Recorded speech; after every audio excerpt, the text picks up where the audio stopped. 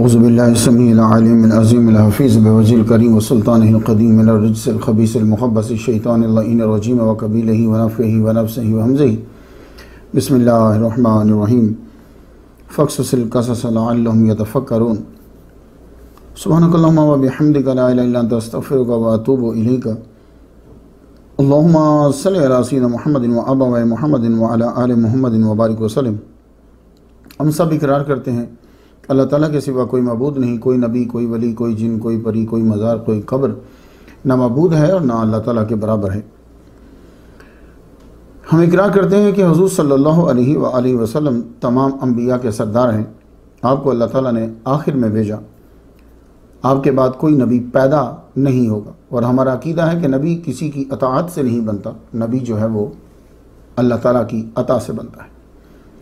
अज़ीम सनद के साथ अज़ीम पयाम जो है वो समझ कर लीजिए। इमाम रिज़ा रज़ियल्लाहु तआला अन्हु अपने वालिद ग्रामी इमाम मूसा कासिम रज़ियल्लाहु तआला अन्हु से बयान करते हैं, वो अपने वालिद इमाम जाफ़र सादिक से बयान करते हैं, वो अपने वालिद इमाम मोहम्मद अल बाक़िर से बयान करते हैं, वो अपने वालिद इमाम ज़ैनुल आबिदीन से बयान करते हैं, वो अपने वालिद हज़रत इमाम हुसैन रज़ियल्लाहु तआला अन्हु से बयान करते हैं और वो अपने वालिद मौला अली शेर खुदा रज़ियल्लाहु तआला अन्हु से बयान करते हैं। उन्होंने हुज़ूर सल्लल्लाहु अलैहि वसल्लम से सुना, अल ईमानु मारिफतुन बिल क़ल्बि व क़ौलुन बिल लिसानी व अमलुन बिल अरकान। खुलासा इसका ये है कि ईमान जो है, कामिल ईमान मजमुआ है तीन चीज़ों का, दिल से जानना और ज़ुबान से इकरार करना और अपनी ताकत के मुताबिक अपने अज़ा से अमल करना। तसव्वुफ़ नाम है उन रास्तों का जो ले जाते हैं उस मंजिल तक जिसका नाम कुरान मजीद ने तज़किया नफ्स रखा है, हदीस में उसका नाम एहसान है। इन रास्तों पर जो रहनुमाई करता है उसे पीर और मुर्शिद कहते हैं। सच्चे मुर्शिद और सच्चे पीर की निशानी ये होती है कि उसके एक हाथ में खौफे खुदा का असा होता है, दूसरे हाथ में सुन्नत मुस्तफ़ा की शमा होती है। तसव्वुफ़ नई चीज़ नहीं है, उसी दिन शुरू हो गया था जब हज़रत आदम अलैहिस्सलाम ने उस जगह को छोड़ा जहाँ दुख, तकलीफ़, गम जैसे तसव्वुरात ही नहीं होते और वहाँ आकर रहने लग गए कि जहाँ खुशी भी गम में लिपटी होती है। और ये सब याद रखिए, तसव्वुफ़ दुनिया से अलग थलग रहने का नाम नहीं है, दुनिया में कैसे रहना है ये सीखने का नाम है। हाज़ा रहमतु मिन रब्बी। आज हमारी गुफ्तगू जो है वो 156वें नंबर तक पहुँच गई।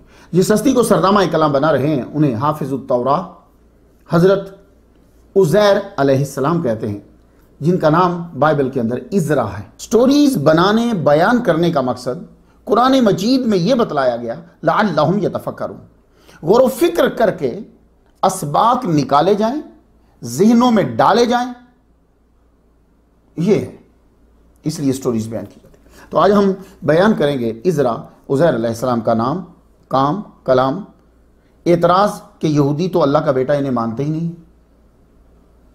आपका 100 साल के लिए फ़अमातहुल्लाहु मिअता आम, इसे बयान करेंगे। अंबिया के अजसाम का महफूज रहना, टफानमी और किन किन के अजसाम जो हैं वो महफूज रहते हैं। आपकी सवारी और खाने पे गुफ्तगू होगी, आपकी कब्र मुबारक। ये लेक्चर खास तौर पर उनके लिए है जो स्टोरीज के असबाक और निकात के शायकीन हैं। ये स्टोरीज में से जो असबाक मिलते हैं वो बयान करना है असल के अंदर। हज़रत दानियाल अलैहिस्सलाम के बाद हज़रत इज़रा उज़ैर अलैहिस्सलाम को बयान कर रहा हूँ, क्यों कि दानियाल अलैहिस्सलाम का जस्द अनवर विसाल से 17 हिजरी तक ज़मीन के ऊपर रहा और हज़रत इज़रा उज़ैर अलैहिस्सलाम का 100 साल तक ज़मीन के ऊपर रहा। ये कुछ मुशाबहत है, इसलिए मैं उनके बाद इन्हें बयान कर रहा हूँ। नाम से बरकत हासिल करते हुए आगे बढ़ते हैं। हाफिज़ुत तौरात, आपको तौरात का हाफिज कहा जाता है। तौरात के हवाले से हज़रत मूसा अलैहिस्सलाम के बाद हज़रत इज़रा जो हैं उज़ैर अलैहिस्सलाम, इनका नाम बड़े जली हरूफ में लिखा जाता है। मूसा अलैहिस्सलाम वो नबी हैं कि तौरात नहीं थी तो अल्लाह से लेकर आए। इज़रा उज़ैर अलैहिस्सलाम वो नबी हैं कि तौरात न रही, जला दी गई या छुपा दी गई तो आपने लिखवाई। आप जब 100 साल के बाद फैमिली के पास आए तो लोगों ने आपको सच्चा मानने के लिए यह शर्त ठहराई कि उज़ैर अलैहिस्सलाम को तौरात जुबानी याद थी, आप हो तो लिखवा दो। तो आपने उन्हें लिखवाई। अल्लाह ताला ने आप पे करम फरमाया, एक नूर जाहिर हुआ, वो आपके अंदर दाखिल हो गया। तो वो तौरा जो है वो सारी तरतीब से आपके सामने आ गई। अब इसको मैच किस तरह किया, पता कैसे चला कि ये सही है? हर एक आदमी तो ईमान नहीं लाता। इसमें दो बातें हैं। एक तो ये है कि बड़े अरसा बाद किसी गार से असली मिल गई, उससे मिलाकर देखा तो आपकी लिखवाई हुई और वो जो मिली थी दोनों हर्फ बहर्फ ठीक।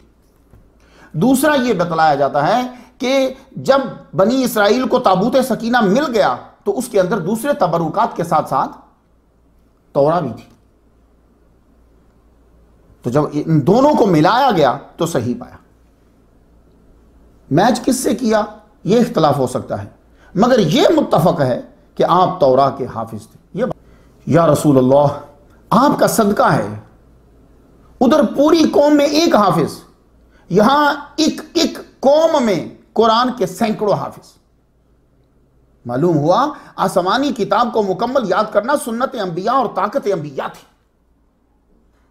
जो अल्लाह ताला ने हुजूर सल्लल्लाहु अलैहि वसल्लम की उम्मत को अता कर दी। तो हाफिज तौरा की समझ आ गई। अब आ जाइए असली नाम, जाती नाम पे, उज़ैर। इसे अरबी का लफ्ज माना जाए तो फिर यह तस्गीर है अज़रिन की।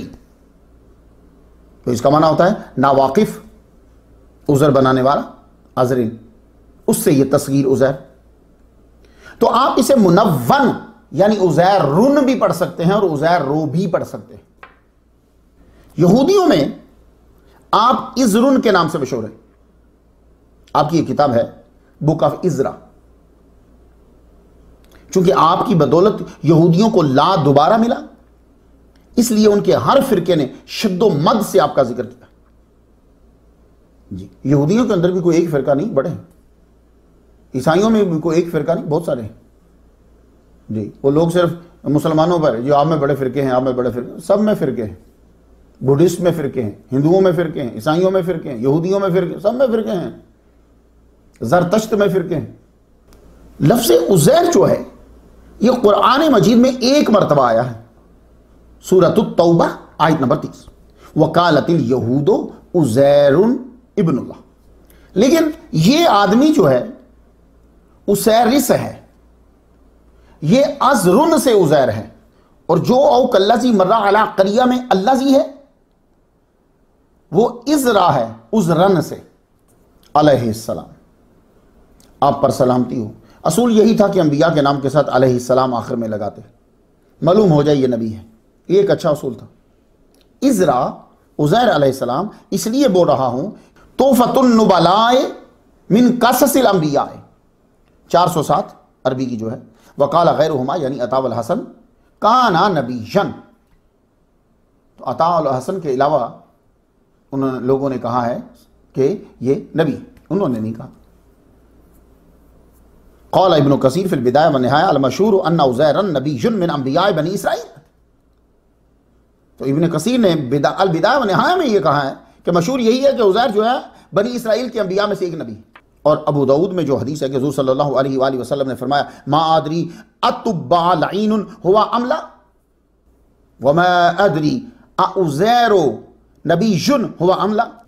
फिर आपको वही के जरिए बतला दिया गया, हम तक तुब्बा के मुतल्लक आपका दूसरा फरमान जो है वो पहुंच गया।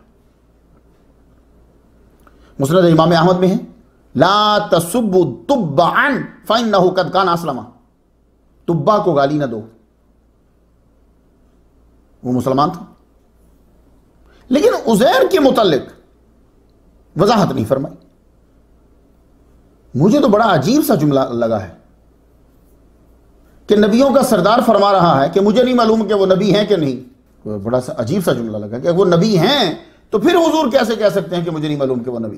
तो असल में तुब्बा भी बादशाह गुजरा है और उज़ैर यानी उसैरिस भी बादशाह गुजरा है। तुब्बा तो हुजूर सल्लल्लाहु अलैहि वसल्लम पे कुतुब में पढ़कर ईमान लाया, मकान भी उसने बनवाया जब मदीना से गुजरा, हत्ता के जो वहां रहे उनके लिए भी मकानात बनवाए। उसका ईमान कबूल हुआ, उसकी इत्तला हुजूर ने दे दी बाद में, मगर उसैरिस अपने किसी नबी पर ईमान नहीं लाया और ना ही यह नबी था। बहुत ध्यान से आपको ये मेरा हिस्सा सुनना। मैं स्टोरीज नहीं मैं सुनाता, मैं आपको बहुत से मसाइल बता देता हूं स्टोरी की सूरत के अंदर। वकालतिल यहूदु उज़ैर इब्नुल्लाह, सूरत तौबा आयत नंबर 30। स्टोरी सीरत शुरू करने से पहले यह तय करना जरूरी है कि यह हस्ती उज़ैर कौन है जिसका तज़किरा वकालतिल यहूदु उज़ैर इब्नुल्लाह में। वो उज़ैर कौन है? क्या ये वही हस्ती है जिनको मुफस्सिरीन ने औ कल्लज़ी मरा अला क़रिया में बयान किया है? ये दोनों एक है, ये पहले तय करना जरूरी है। और ये जानना उन उलमा के लिए जरूरी है जो रबीउल अव्वल में अपने ममालिक से दूसरे ममालिक में, यूरोप में, अमेरिका में तबलीग करने के लिए जाते हैं और महाफिल को गरमाते हैं। क्योंकि उन लोगों ने जिनको इस्लाम से कोई खास दिली लगाव नहीं है, उन्होंने महाज खोल रखा है यहां। उनके साथ यहूद भी हैं जो बरमला कह रहे हैं, टीवीज पे कह रहे हैं, यूनिवर्सिटीज के प्रोग्राम्स में कह रहे हैं कि भाई ये बात गलत है कि यहूदियों का कौल है कि उज़ैर अल्लाह का बेटा है। बंदा दिखाओ कि जो कहता हो उज़ैर अल्लाह का बेटा है, किताब दिखाओ जिसमें लिखा हो कि उज़ैर अल्लाह का बेटा है। वो बरमला कह रहे हैं। इसलिए आज की तकरीर में पहले यह तय करना है, तो खास तौर पर यह उन उलमा के लिए हैं जो बाहर आते हैं, बाहर के मुल्क में आके तकरीरें करते हैं। वो कह रहे हैं कि ना हमारी कुतुब में है और ना ही कोई यहूदी कहता है, नाउज़ुबिल्लाह। मोहम्मद ने यह जुमला खुन्नस में बना दिया, अपनी मर्जी से बना दिया। फ़क़्सुसिल क़सस लअल्लहुम यतफ़क्करून, स्टोरीज जो बयान की जाती है ना, उनका मकसद क्या है? उसमें फिक्र करना, निकात निकालना। अब बताइए फिर, रेडी हैं आप? सुनिए फिर। तो जब मकसद यह हुआ कि फिक्र करना है, तो इसलिए आज के टाइटल का यह अहम हिस्सा है कि वकालतिल यहूद उज़ैर इब्नुल्लाह में उज़ैर और औ कल्लज़ी मर्रा अला क़रिया, इसमें जो अल्लाह है, ये दोनों एक हैं। जिन उलमा का कहना है कि उज़ैर और औ कल्लज़ी मर्रा अला क़रिया दोनों एक ही हस्ती हैं, उन्होंने ये दलाइल दिए। वो मैं दलाइल स्टडी के बाद आपको बना के दे रहा हूं, ये तैयार करके आपको दे रहा हूं कि बनु कैनुका का एक सरदार था, नाम उसका था फिनखास। वो ये कहा करता था कि उज़ैर अल्लाह का बेटा है। तफसीर तबारी आयत नंबर 186 और तौबा की आयत नंबर 30 की तफसीर के तहत उन्होंने लिखा, कालहा रजुलुन वाहिदुन इन्ना इस्महु फिनखास। ये फिनखास बिन अजूरा आम आदमी नहीं था, उनके उलमा में से था। तो याद रहे, आलिम के पीछे एक कौम होती है। आलिम की बात तन्हा, उसकी अकेले की बात नहीं होती, बड़े एक पूरी जमात की बात होती। सीरत इब्ने हिशाम जिल्द इसकी दूसरी है, सफ़ा 219 है। इनका यह कहना है कि कुछ और लोग भी इसके कायल थे कि उज़ैर अल्लाह का बेटा है। सल्लाम बिन मिशकम, सल्लाम पढ़ना है आपने, उर्दू में बाज़-औक़ात ज़ेर ज़बरे नहीं होती। सल्लाम बिन मिशकम, नोमान बिन औफा, शासो बिन कैस, मालिक बिन अस्सैफ, ये पूरा ग्रुप था। हुज़ूर सल्लल्लाहु अलैहि वसल्लम के पास आया तो इन्होंने आके कहा बाकी बातों के साथ कि आप उज़ैर को अल्लाह का बेटा क्यों नहीं मानते? तो तफसीर बाग़वी में है कि इन्नमा क़ाल हाज़िहिल मक़ालता रजुलुन वाहिदुन मिनल यहूदी इस्मुहु फिनखास बिन अज़ूरा। ये मैंने कौन से दलाइल दिए कि जो कहते हैं कि वकालतिल यहूदो उज़ैर इब्नुल्लाह, इसमें जो उज़ैर है, और औ कल्लज़ी मर्रा में जो इशारा है, इसमें मौसूल जो है, ये दोनों एक ही बंदे हैं। अब के यहूदी क्यों इनकार करते हैं? उनकी कुतुब में क्यों नहीं मिलता? यह आम सवाल होता है, यूनिवर्सिटीज में होता है, आम पब्लिक में हो रहा है, हमें चाहे मालूम हो ना हो। इसका जवाब मैं ये दूंगा कि इंसानों का ताकतवर तबका, वो मजहबी हो या सियासी हो, वो अपने मुखालिफ मवाद को मिटा देता है या छुपा देता है। इसका तज़किरा कुरान मजीद में भी मिलता है। युहर्रिफून अल कलिमा अम मवादिही। मोहम्मद मुस्तफ़ा सल्लल्लाहु अलैहि वसल्लम की तारीफ जो थी, उनको मिटा दिया उन्होंने, सच्ची बातों को मिटा दिया, जो उनके लिए नुकसानदेह होती थी वो मिटा देते थे। तो जो लोग ये पेश कर रहे हैं कि हमारी किताब में कहां लिखा है कि उज़ैर अल्लाह का बेटा है, तो उनसे कहो कि ये कुरान ने हरगिज नहीं कहा कि उनकी कुछ किताब में मौजूद है। ये कुरान ने नहीं कहा कि तुम्हारी किताब में मौजूद है। बल्कि कहा कि ज़ालिका क़ौलुहुम बिअफ़वाहिहिम, that is their statement from their mouths. ये नहीं कहा कि उनकी किताब में है, कहा ये उनके मुंह की बातें हैं। दूसरी बात, हमें क्या मालूम हो कि मिटा दिया हो। कितने हैं उलमा इस्लाम जो हिब्रू जानते हैं, बताइए आप में से कितने होंगे? कभी ध्यान ही नहीं दिया हमने उनकी तरफ। वो सामने आते ही नहीं है, ना सामने करते हैं अपनी चीजें। बहुत कम मुहक्किक होंगे जिनकी तहकीक है। और ये याद रखना है आप सबको कि हुजूर सल्लल्लाहु अलैहि वसल्लम का ताल्लुक किताब और जुबान से नहीं था। ताल्लुक का मतलब समझ नहीं, जैसे स्टूडेंट का ताल्लुक किताब और जुबान से होता है ना, मेरा है आपका है। हम किताबें पढ़ते हैं, हम जुबान सीखते हैं, तब नॉलेज आता है। हुजूर का ये सिलसिला नहीं था। आपने कोई किताब पढ़कर नहीं कहा कि यहूदी लिखते हैं कि उज़ैर अल्लाह का बेटा है और ईसाई लिखते हैं कि उज़ैर अल्लाह का बेटा है। आपने कोई किताब नहीं पढ़ी। क्यों? वमा कुन्त ततलु मिन क़ब्लिही मिन किताब। हुजूर सल्लल्लाहु अलैहि वसल्लम ने ये जो कुरान मजीद तुम्हें दे रहे हैं, इससे पहले आपने कोई किताब नहीं पढ़ी कि तुम कहो कि ये किताब पढ़कर स्टोरी बनाते हैं। नहीं, उनका कोई ताल्लुक नहीं है इससे।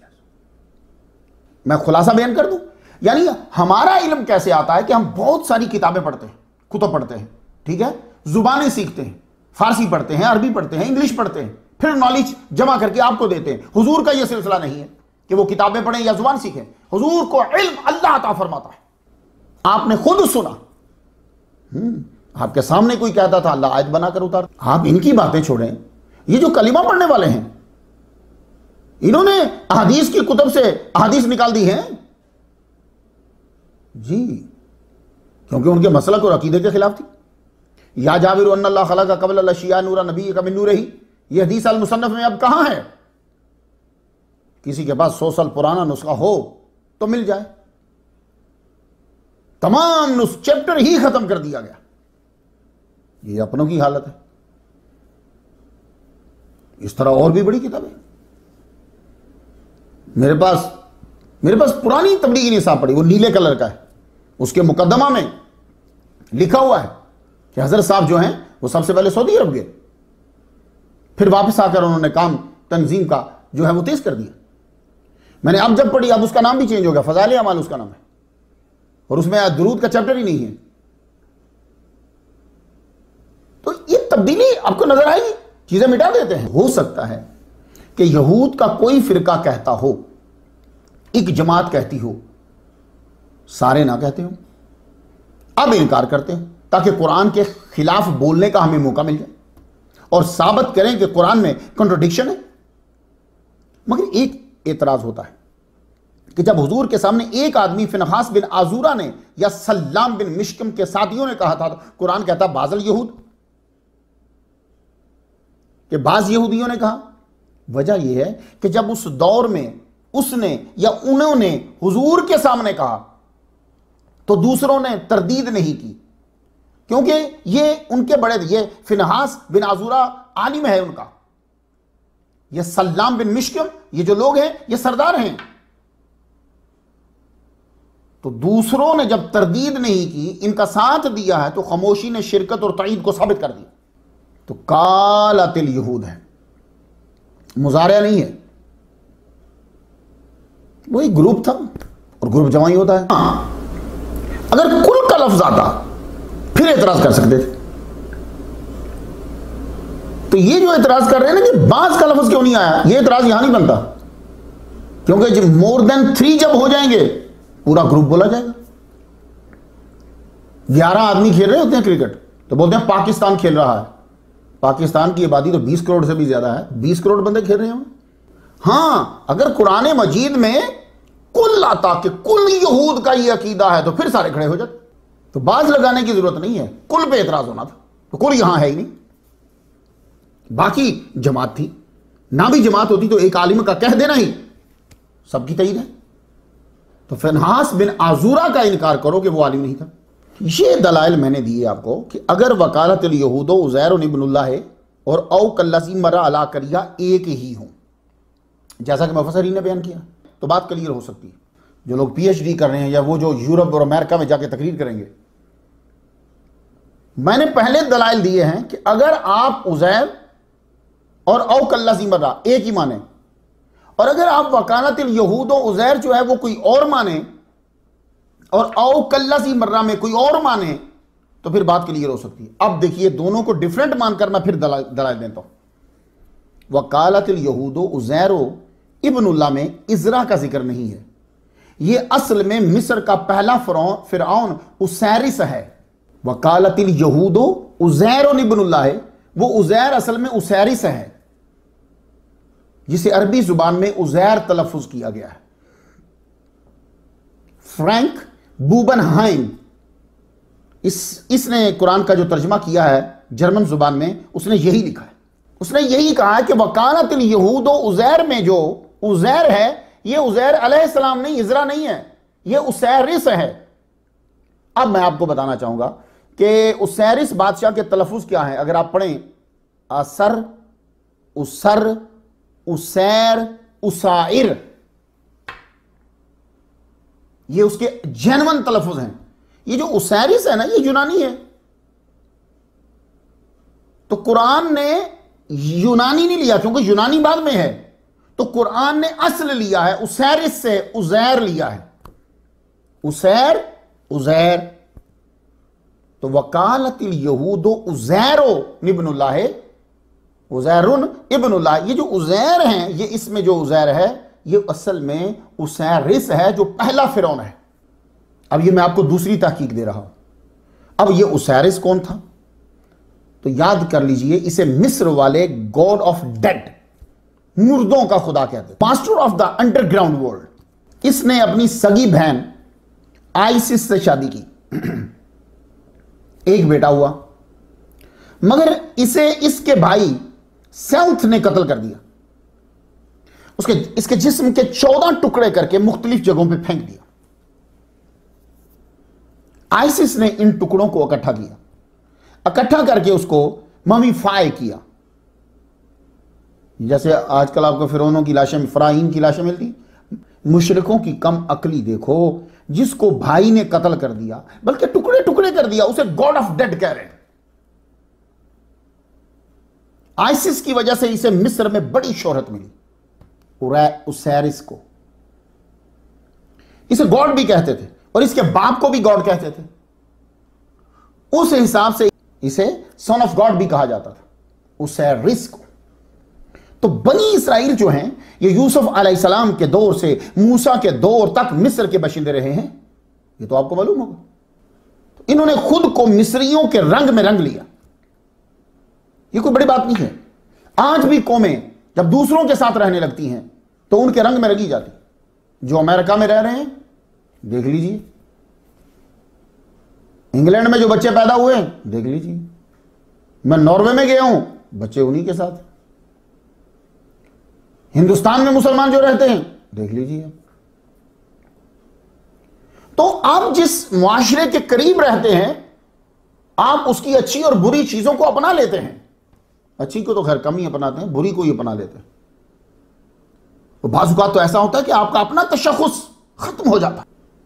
तो ये तो यूसुफ अलैहिस्सलाम के दौर से लेकर हजरत मूसा अलैहिस्सलाम के दौर तक इतना लंबा तवील अरसा मिस्रियों के साथ रहे। बनी इसराइल ने मिस्रियों के मुशरिकाना तरीका का असर ले लिया था। यह मैं आपको कुरान और बाइबल दोनों से सबूत दूंगा कि इन्होंने मिस्र में रहते हुए उनका जो मुशरिकाना रवैया है, तरीका है, वो अपना दिया था, बल्कि रच बस गया इनके अंदर। पहले मैं कुरान से हवाला देता हूं, चूंकि इनकी कई नस्लें मिस्र में गुजरी, तो इन पर भी महसूस खुदा का, यानी महसूस हो, दिखे, आम लफ्जों में बुत परस्ती जिसे कहते हैं, उसका असर इन पर हो गया। सूरह आराफ की आयत नंबर 138 से पढ़ना चाहता हूं। वजावज़ना बिबनी इसराईल अल बहर फ़अतऊ अला कौमी याकुफून अला असनामिन लहुम क़ालू या मूसा इजअल लना इलाहन कमा लहुम आलिहतुन क़ाल इन्नकुम कौमुन तजहलून। मालूम है इसका खुलासा क्या है? यानी बनी इसराइल ने जब समंदर को क्रॉस कर लिया है, दरिया नाइल को क्रॉस कर लिया है, तो इन्होंने एक कौम को देखा कि जो एक बुत की पूजा कर रही हैं, उसके गिर्द बैठे हुए हैं, जैसे इत्काफ बैठते हैं लोग। तो मूसा अलैहिस्सलाम से कहने लगे कि जिस तरह इनका ये मबूद है, एक स्टैचू है, हमारा भी ऐसा मबूद बना। आपने कहा जाहिल कौम हो तुम। देखा हमने कि जाहिल हो तुम कि एक स्टैचू को खुदा मानोगे। तो 140 पर, आयत नंबर 140 पे मूसा ने कहा काला गैरल्लाह अब गीकुम इलाहन, what shall I seek for you a god other than Allah. Allah के अलावा मैं तुम्हारे लिए गॉड ढूंढूं? जाहिल हो तुम लोग। तो यह कौम मिस्र के शिरकिया माहौल से मुतासिर हो चुकी थी। आप तो सन ऑफ गॉड की बात कर रहे हैं ना, वो तो सीधा गॉड मांग रहे हैं। कोई बुत हो जिसे हम पूछें, और फिर ये ख्वाहिश हल्के से पूरी भी कर ली उन्होंने। हां, पूरी भी कर ली चंद दिनों के अंदर अंदर। मूसा अलैहिस्सलाम जब तौरात लेने के लिए गए, 10 रातें ज्यादा गुजर गई। तो पीछे एक मुखालिफ सामरी जादूगर ने सबसे सोना लेकर उसे पिघलाकर इनको एक बछड़ा बनाकर दे दिया। लो जी पूजो। सन ऑफ गॉड तो दूसरा नंबर होगा ना, सीधा खुदा ही बना लिया, और वो भी गाय के बछड़े को। अब सूरह ताहा की आयत नंबर 88 से पढ़ना चाहता हूं। फअखरज लहुम इजलन जसदल लहू खुवारुन फकालू हाजा इलाहुकुम फकालू हाजा इलाहुकुम व इलाहु मूसा नऊज़ुबिल्लाह फनासिया। फिर उस सामरी ने उन लोगों के लिए एक बछड़ा बनाकर जाहिर किया, बेजान का धड़, गाय की तरह बोलता। तो वो अहमक एक दूसरे से कहने लगे ये है तुम्हारा मबूद और मूसा का मबूद। अस्तगफिरुल्लाह, वो भूल गया है मूसा, उधर चला गया, असल में तो ये है। बात कुछ समझ में आई आपको? बड़ा यूनिवर्सिटीज में और हर जगह पे बोल रहे जी कुरान ने ये कह दिया। भाई ये कौम तो सीधा डायरेक्ट बुत परस्ती पे आ गई है, इस कदर मुतासिर है मिस्र के माशरे से। अब हो सकता है कि कोई कहे जी ये भी कुरान में ऐसे ही लिख दिया गया। तो फिर अब मैं आपको बाइबल से हवाला देना चाहता हूं कि वो असर लिया इन्होंने, बुत परस्ती का असर लिया। सन ऑफ गॉड तो दूसरा नंबर होगा ना भाई। अब आप एक्सोडस में जाइएगा, ये किताब का नाम है। तो एक्सोडस को जब आप पढ़ेंगे, चैप्टर नंबर इसका 32 है। When the people saw that Moses was so long in coming down from the mountain, they gathered around Aaron and said, come, make us a god who will go before us. As for this fellow, Moses, who brought us up out of Egypt, we don't know what has happened to him. Exodus की sign number 2 पे Aaron answered them, take off the gold earrings that your wives, your sons and your daughters are wearing and bring them to me. So all the people took off their earrings and brought them to Aaron. He took what they handed him and made it into an idol cast in the shape of a calf, fashioned it with a tool.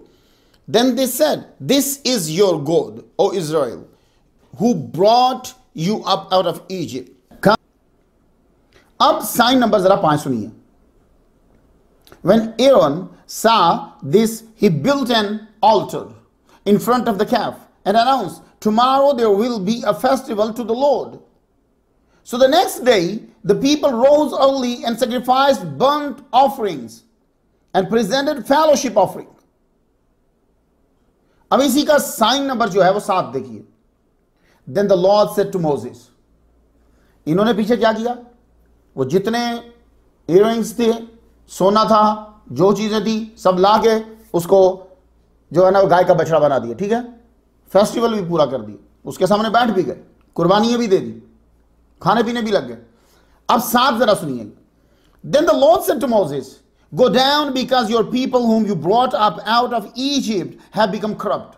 अल्लाह ने फरमाया जल्दी चल, वो corrupt हो गए, ला छोड़ दिया उन्होंने। They have been quick to turn away from what I commanded them and have made themselves an idol cast in the shape of a calf. उन्होंने बछड़े को मबूद बना लिया पीछे। They have bowed down to it and sacrificed to it. मैंने आपको exodus Bible से हवाला दे दिया कि ये चीज इनके अंदर आ गई थी। सन ऑफ गॉड तो दूसरे नंबर पर होगा ना भाई, सीधा बुत परस्ती अंदर आ गई थी। तो इंसान को खुदा बनाने या खुदा का बेटा कहने में कोई अचंभे की बात नहीं है जनाब, ये तो सीधा बुत परस्ती पे है। तो मालूम हुआ आपको कि मिस्र में रहते हुए अल्लाह के अलावा दूसरे को मबूद मानना बनाना इनमें था। अब एक हवाला सुनो तो बात खत्म करो। किताब का नाम है the complete gods and goddesses of ancient Egypt. इसका सफा 104 है। उसे पढ़े तो मालूम होगा कि ये उसैर एल्डेस्ट सन ऑफ गॉड भी कहलवाता था। अब बात समझ में आई? तो वो कालतिल यहूदो उजैर में जो है वो असल में उसैर रिस है। तो ये उसैर रिस जो था ये एल्डेस्ट सन ऑफ गॉड कहलवाता था, ये उसे मानते थे। वहीं से इन्होंने गॉड भी, बुत को मानना जो है, बुत की पूजा करना भी, आलिहा, कुरान में आलिहा चाहिए था इन्हें, और बाइबल में लिखा है कि उसने कहा ये तुम्हारा गॉड है। बात कुछ वाज़ेह हुई आपको? तो औ कल्लज़ी में अल्लाह ने इसमें मसूल बोला, नाम नहीं लिया। हालांकि जिंदगी बाद अल मौत का सवाल जो है इसके बाद वाली आयत, जो अगली आयत है उसमें भी है, वहां अल्लाह ताला ने इब्राहीम अलैहिस्सलाम का नाम लिया है। वइज़ क़ाला इब्राहीम रब्बि अरनी कैफ़ तुह्यिल मौता। अन्ना, वहां अन्ना है, यहां कैफ़ा है। ठीक है, तो क्वेश्चन तो एक ही है, दोनों ऐनुल यकीन चाहते हैं, ऐनुल यकीन तलब कर रहे हैं दोनों। यहां इब्राहीम अलैहिस्सलाम का नाम आया, वहां औ कल्लज़ी है, सिर्फ इसमें मसूला इशारा करके निकल गए। मुफस्सिरीन कह रहे हैं उज़ैर है, उज़ैर है, तो पता चला कि बात पक्की नहीं है। तो वकालतिल यहूद उज़ैर में अगर उज़ैर अलैहिस्सलाम है तो फिर औ कल्लज़ी सिर्फ क्यों कहा है? यहां उज़ैर का नाम लेते तो कुरान ने भी नाम नहीं लिया, हुजूर की हदीस भी नहीं है, तो मालूम हुआ यहां जो मुफस्सिरीन ने उज़ैर कहा है असल में वो उसैरस नहीं है, वो इज़रा है। तो अब दोनों अलग हो जाएंगे। तो मैंने आपको दोनों तरह के दलाइल बनाकर दे दिए। तो वकालतिल यहूद उज़ैर इब्नुल्लाह में उज़ैर वाज़े नाम है, औ कल्लज़ी में नाम कोई नहीं है। मुफस्सिरीन ने, मैंने 10 तफसीरें पढ़ दी हैं जी, उन्होंने उज़ैर अलैहिस्सलाम जो लिखा है ना वो मुफस्सिरीन ने लिखा है। कुरान मजीद में जो उज़ैर है, कुरान मजीद में औ कल्लज़ी है, तो कुरान मुफस्सिरीन ने उज़ैर कहा है, तो जो कुरान मुफस्सिरीन ने उज़ैर कहा है वो इज़रा है। तो जो वकालतिल यहूद में है वो उसैरिस है। दोनों दलाइल जो हैं वो दे दिए हैं। आगे आपकी मर्जी है और आपकी तहकीक है। बात आपकी समझ में आ गई? तो ये एक मसला था मैं जिसे बहुत ज़रूरी जाना, तो जो तहकीक करने वाले हैं वो यकीनन मेरे लिए दुआ करेंगे। अब मैं बात शुरू करता हूँ। औ कल्लज़ी मर्रा अला क़रिया वहिया ख़ावियतुन अला उरूशिहा की रोशनी में, यहाँ मैं मुफस्सिरीन की ही पैरवी करूँगा जी, मैं अपने बड़ों को नहीं छोड़ूंगा। वो तो दलाइल जब देते हैं, गुफ्तगू जब करते हैं तो फिर सारे दलाइल होते हैं। मुफस्सिरीन की मुराद उज़ैर अलैहिस्सलाम हैं, जिनको बाइबल इज़रा कहता है। यहाँ औ कल्लज़ी में आपका ख़ानदान हज़रत हारून अलैहिस्सलाम की औलाद से। आपके वालिद गिरामी अपने दौर के मजहबी ग्रुप के सरदार थे, बड़े आलिम थे। बनी इसराइल अपनी मजहबी रसूमात आपसे करवाते और सीखते थे। आप एक स्कूल थे आपके वालिद गिरामी। जब बुख्ता नस्सर ने बैतुल मक़दस की सरजमीन पर कब्जा कर लिया, बनी इसराइल के बड़े बड़े अफराद को कैदी बनाकर बाबल ले आया, तो यह खानदान भी साथ आया। इस मजहबी घराने में इज़रा यानी उज़ैर अलैहिस्सलाम की विलादत हुई। आपको अपने वालिद के साथ रहने का कई साल मौका मिला। अपने वालिद गिरामी के बाद आप जानशीन हुए। आपने तबलीग को, तरबियत को, सिखाने को, अदारे को खुद संभाला। आपने शादी की, आपके बच्चे हुए। आपने मूसा अलैहिस्सलाम की तरह कौम को इकट्ठा किया जी। बाबिल के अंदर ही आपका असर और रसूख जो है वो बढ़ गया था। आपको तौरात जो है वो जुबानी याद थी। अल्लाह ताला का करम हुआ, आपको और आपकी फैमिली को अर्द बैतुल मक़दस जाने का मौका मिल गया।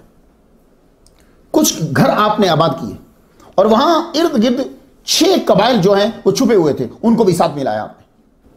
आप उनको तालीम देते और साथ साथ बैतुल मक़दस की तामीर में भी हिस्सा लेते।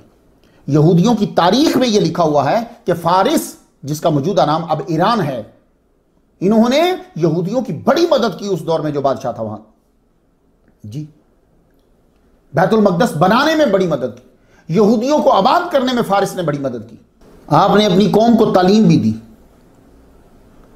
अपने बेटों को तालीम दी। आपका बड़ा बेटा आपका सही जानशीन बना। आपके बेटे की उम्र 18 साल जो है वो हो चुकी। आपने उसे मुकम्मल तालीम दी, पढ़ाया। एक रोज सूरज निकलने के बाद आप अपने गधे पर बैठकर होली सिटी से बाहर की तरफ रवाना हो गए। गर्मी शदीद हुई, आप खारीबा में रुके, आपने अपना प्याला निकाला, दरख्त पे अंगूर लगे हुए थे, अंगूर तोड़कर निचोड़े। वैसे अंगूर पकने का जो मौसम होता है ना, वो अगस्त से अक्टूबर तक होता है, इन्हीं में से कोई महीना होगा।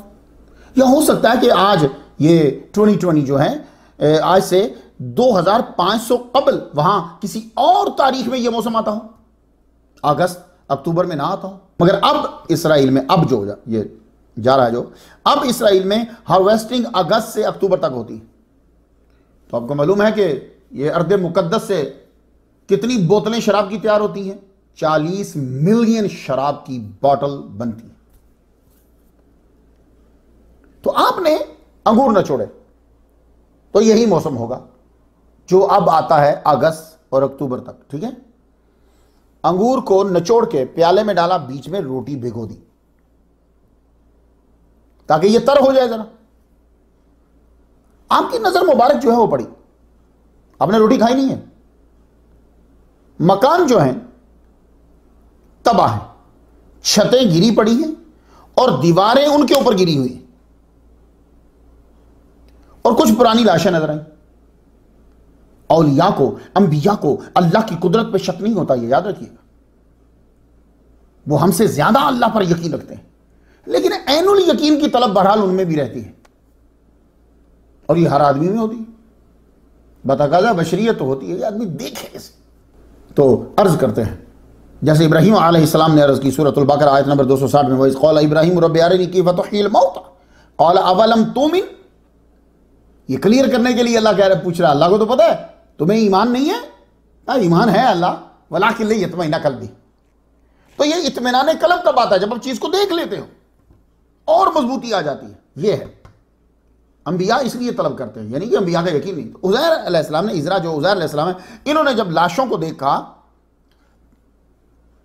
उनके स्केलेटन्स देखे, तो अन्ना युहयी हाज़िहिल्लाहु बादा मौतिहा, अल्लाह ताला इस बस्ती के मुर्दों को मरे पीछे किस कैफियत से जिंदा करेगा।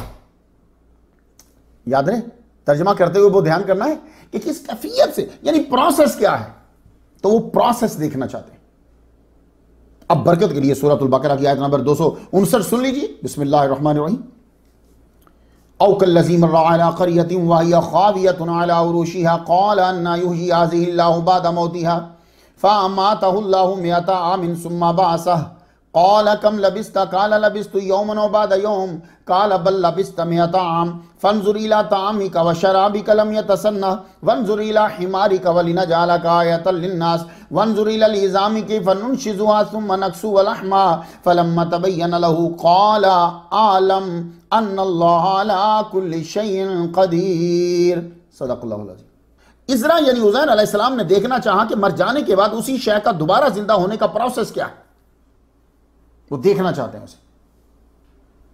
अल्लाह ताला ने फ़अमातहुल्लाह, उनके दुनिया से ताल्लुक को खत्म कर दिया। ये माता यमूतु मौत, आपके यहां तो मर जाना कुछ कॉन्सेप्ट, इसका माना होता है रुक जाना। हवा बड़ी तेज चल रही हो तो मातर रही हो, हवा रुक गई।